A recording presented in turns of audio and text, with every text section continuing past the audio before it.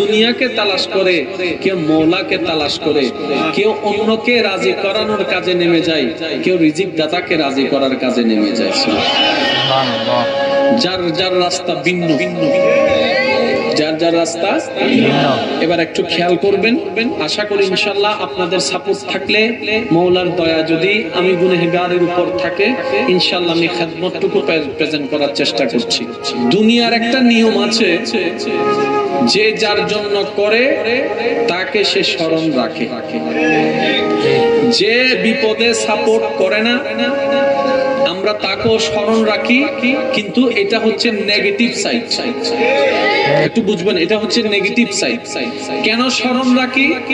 সে যদি অন্য কোনো দিন বিপদে পড়ে আমার কাছে সাহায্য চাইতে আসে, আমি যেন তাকে সেটা স্মরণ করাই দিতে পারি, আমি তোমার কাছে বিপদে পড়ে সাহায্য চেয়েছিলাম, তুমি আমাকে করনি, সেই জন্য আমরা মনে রাখি। এটা হচ্ছে নেগেটিভ সাইড। আরেকটা স্মরণ রাখা হচ্ছে পজিটিভ সাইড। আপনার একটু সাহায্যের কারণে আমার ঘরটা সুন্দর হয়ে গেল, সারা জীবন আপনাকে আমাকে মনে রাখতেই হবে।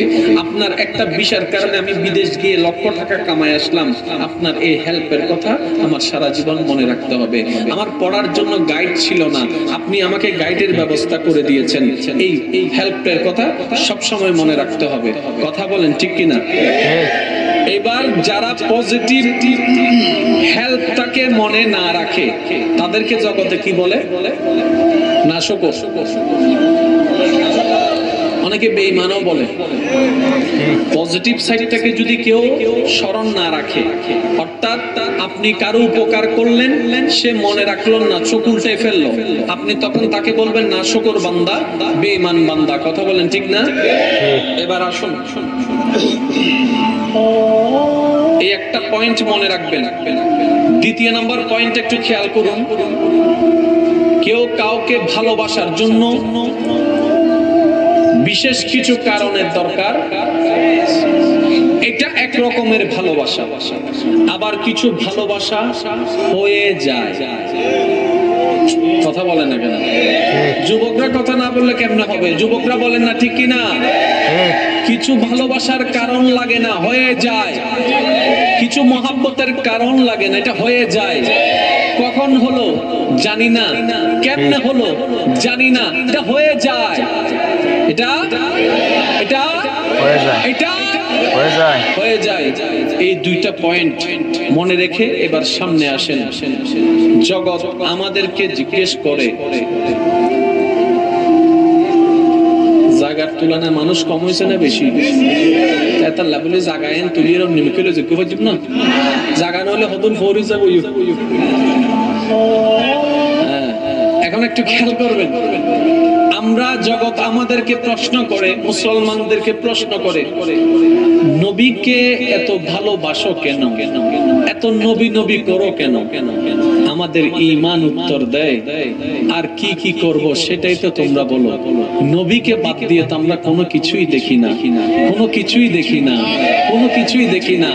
কারণ ভালোবাসার জন্য, মনে রাখার জন্য, স্মরণ রাখার জন্য যে সমস্ত কোয়ালিটিগুলো মানবের বিবেকের, মস্তিষ্কের আদালতে আমাদেরকে প্রশ্নবিদ্ধ করে, তেমন প্রত্যেকটা বিষয় আমরা উম্মতের জন্য, উম্মতের কান্ডারি নবী রাহমাতুল লিল আলামিন করে গিয়েছেন। প্রত্যেকটা বিষয় করে গিয়েছেন, প্রত্যেকটা বিষয় করে গিয়েছেন। আমরা গুনাহে ডুব মেরেছি, আল্লাহর কথা ভুলে গিয়েছি, নবীর আদেশ অমান্য করেছি, নিজের মন মতো চলতে গিয়ে শয়তানের পদাঙ্ক অনুসরণ করেছি। একদিন হলে মনকে বুঝ দিতাম, একটা দিন নয়, এক সপ্তাহ নয়, দিনের পর দিন, রাতের পর রাত, দিনের পর দিন, রাতের পর রাত।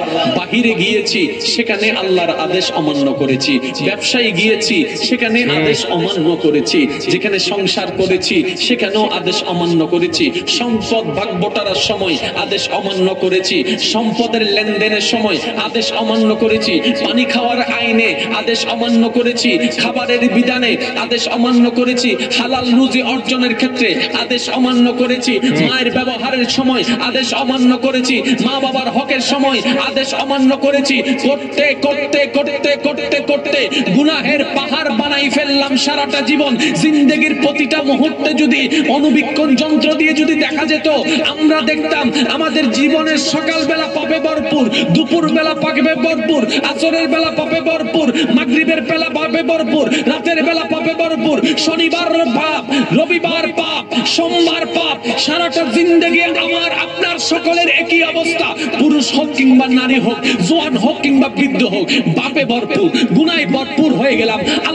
আল্লাহর নারাজি পাওয়ার জন্য আমরা যত উপযুক্ত হয়ে গেলাম, আল্লাহর আযাব পাওয়ার শিকার হওয়ার যত উপযুক্ত হয়ে গেলাম, কিন্তু হাজার গুনাহ করার পরও এখনো রহমান রিজিক বন্ধ করে দেয় নাই, এখনো রহমান নিঃশ্বাস বন্ধ করে দেয় নাই, এখনো রহমান পানি বন্ধ করে দেয় নাই, এখনো রহমান সন্তান দেওয়া বন্ধ করে দেয় নাই, এখনো রহমান ইনকাম করা বন্ধ করে দেয় নাই, এখনো রহমান মা বাবার খেদমত করার সুযোগটাকে কেড়ে দেয় নাই, এখনো রহমান নিঃশ্বাসটা কেড়ে নেয় নাই, এখনো রহমান আযাব দিয়ে ধ্বংস করে নাই। জগৎ প্রশ্ন করে, মাওলা তোমার জমিনে থেকে তোমার বান্দারা তোমার আদেশ অমান্য করে বারবার নারাজ করে, তুমি চুপ করে তো রইলা কেন? তুমি বারবার রহমত দিয়ে যাচ্ছ কেন? এবার রহমান ডাক দিয়ে বলে কুরআনুল কারীমে, ওয়ামা কানা আল্লাহু লিয়ুআযিবাহুম ওয়া আনতা ফীহিম। ওরে সৃষ্টি জগৎ, আমি ওই জমিনে কেমনে আযাব নাজিল করব যে জমিন আমার রহমাতুল লিল আলামিন শুয়ে আছেন। সুবহান। আচ্ছা একটু খেয়াল করেন, আপনার দাদা আপনার জন্য রহমত বানাই দিলেন, আপনার মা বাবা আপনার জন্য রহমত বানাই দিলেন, আপনার চোখ আপনার জন্য রহমত বানাই দিলেন। এবার আমি আপনাদের বিবেকের কাছে প্রশ্ন করতে চাই, আপনি তার জন্য কি করবেন? আপনি ঋণে পড়ে গেলেন, আপনাকে বাঁচানোর কোনো উপায় নাই, আপনাকে পুলিশ এসে অ্যারেস্ট করে ফেলবে টাকাটা না দেওয়ার কারণে, আপনি নিহাও দিতে পারেন নাই। হঠাৎ একজন বন্ধু এসে বললেন, জিম্মাদারি আমি নিলাম, টাকাটা আমি মর্টগেজ নিলাম, আমি তার টাকাটা দিব। ওই মুহূর্তে বন্ধুর জন্য আপনার ভালোবাসা কেমন হবে? ইচ্ছা করবে যে কলিজাটা ল। যদি বলে যে আমার ফাদার, ঠিক না ভাই? ঠিক। যদি বলে যে আমার হাতে চুমা দেয়, হাতে কেন? সব জায়গায় জীব চুমা, এত কি? কারণ মানুষ যখন এক্সাইটেড হয়ে যায়, কি করে মানুষ জানে না। এক্সাইটেড মানুষ সব সময় হয় না। যুবক ভাইরা গভীর মনোযোগ। একটা যুবক, একটা মানুষ সব সময় এক্সাইটেড হয় না। যখন সে টার্গেট করে আমি A+ পাবো, কিন্তু রেজাল্ট চলে আসলো গোল্ডেন A+, ইতে অজ্ঞফাল মারা দেয় আর কানলে সাতরি হলে তুই, ঠিক না ভাই? ঠিক। কল্পনা যতটুক করে ততটুক পেলে যেটা হয় তার নাম হচ্ছে খুশি। একটু খেয়াল করবেন ভাইরা, কল্পনা যতটুক করে সেটা পাওয়ার নাম কি? কল্পনার বাইরে যেটা পাওয়া হয় সেটাকে খুশি বলা হয় না, মহা আনন্দ বলা হয়। এটাকে কি বলা হয়? মহা আনন্দ। আর একটু জোরে বলেন, মহা আনন্দ আর খুশি কিন্তু এক কথা নয়। আনন্দ আলাদা, খুশি আলাদা। যেমন আমি আপনাদেরকে প্রশ্ন করি, সুখ আর শান্তি সবাই চায়, ঠিক না? কিন্তু সুখ আর শান্তি কি এক? মনে রাখবেন, সুখ এবং শান্তি এক জিনিস নয়। আমরা অনেক মানুষেরাই জানি না সুখ কাকে বলে, শান্তি কাকে বলে। সুখ কোথায় আছে, শান্তি কোথায় আছে জানি না, শুধু খুঁজতে থাকি। তাই কেউ টাকার পিছনে দৌড়ায়, কেউ পুরুষের পিছনে দৌড়ায়, কেউ নারীর পিছনে দৌড়ায়, কেউ সম্পদের পিছনে দৌড়ায়। দিন শেষে কোটিপতিও অসুখী, কোটিপতিও অশান্তি, স্ত্রীও অশান্তি, স্বামীও অশান্তি, বিবাহিত অশান্তি, অবিবাহিত অশান্তি। কারণ আমরা চিনি নাই সুখ কাকে বলে, আমরা চিনি নাই শান্তি কাকে বলে। না চিনে খুঁজেছি, জীবনটা পার হয়েছে, সময় নষ্ট হয়েছে, দিন শেষে আমাদের ভাগ্যে সবার জিরো জুটেছে। আমি কি বুঝাতে পারলাম? এবার একটু খেয়াল করেন, যদি আপনাকে সে বন্ধু ওই মুহূর্তে আপনার দায়িত্বটা নিয়ে নেয়, তখন সে বন্ধু আপনার সবচেয়ে প্রিয় হয়ে যাবে। জীবনে ওই বন্ধুর বিপক্ষে আপনার জবান থেকে একটা, যদি আপনি ন্যায় পরায়ণ হন, যদি আপনি সত্যিকার মানুষ হয়ে থাকেন, ওই বন্ধুর বিপক্ষে একটা কথা আপনি না বলবেন না, কখনো কারো কাছ থেকে শুনতে পারবেন। কেউ আপনার সামনে তার বিপক্ষে বদনাম করলে আপনার জবান আগে মেতে উঠবে, আপনার হাত আগে মেতে উঠবে, আপনার অস্তিত্ব আগে লড়ে উঠবে, কারণ আপনি জানেন সে আপনার উপর কত দয়া করেছে, কি এমন দয়া করেছে। আপনাকে পুলিশ অ্যারেস্ট করে নিয়ে যাচ্ছে, ওই মুহূর্তে সে আপনার সেই ঋণের টাকাটা সে নিজে দিয়ে দিচ্ছে, আপনাকে জেলখানা থেকে বাঁচাই আনলো, সেজন্য আপনার কাছে সে প্রিয় হয়ে গেল। আপনি ভর্তি ফি দিতে পারছেন না, কেউ আপনাকে ভর্তি ফি দিয়ে দিল, সে আপনার আপন হয়ে গেল। আপনার ক্ষুধার যন্ত্রণায় কষ্ট হচ্ছে, আপনাকে কেউ খাওয়ার ব্যবস্থা করে দিল, সে আপনার আপন হয়ে গেল। তৃষ্ণায় আপনার বুকটা ফেটে যাচ্ছে, কেউ একটা গ্লাস পানি অফার করলো, সে আপনার প্রিয় হয়ে গেল। কেউ আপনার অসুস্থ অবস্থায় চিকিৎসার টাকা দিয়ে দিল, সে আপনার প্রিয় হয়ে গেল। যে আপনাকে চিকিৎসার ব্যবস্থা করে দিল, অপারেশনের ব্যবস্থা করে দিল, সে আপনার প্রিয় হয়ে গেল। আপনার ব্যথা কেউ আপনাকে সে শুধু একটু মালিশ করে দিল, সে আপনার প্রিয় হয়ে গেল। কেউ আপনাকে একটু হালকা মুচকি হেসে কথা বললো, আপনার ডিপ্রেশন অবস্থায়, আপনার হতাশ অবস্থায় আপনাকে একটু মনে সাহস জুগাইলো, সে আপনার বন্ধু হয়ে গেল, সে আপনার আপন হয়ে গেল, সে আপনার প্রিয় হয়ে গেল। কেমন প্রিয়, তার বিপক্ষে কোনো কথা শুনতে আপনি রাজি নন। কেমন প্রিয়, তার বিপক্ষে কোনো কথা বলতে আপনি রাজি নন। কেমন প্রিয়, তার দুশমনি আপনি কখনো সহ্য করতে পারেন না। এই সামান্য দুনিয়ার এমন নিয়ম, এমন নিয়ামত, এমন উপকার করার কারণে। কিন্তু আপনি জানেন, জগৎ প্রশ্ন করে কেন নবী নবী করো? আমরা বলি যে নবী নবী করবো নাই কেন, নবী নবী করবো নাই কেন, নবী নবী করবো নাই কেন?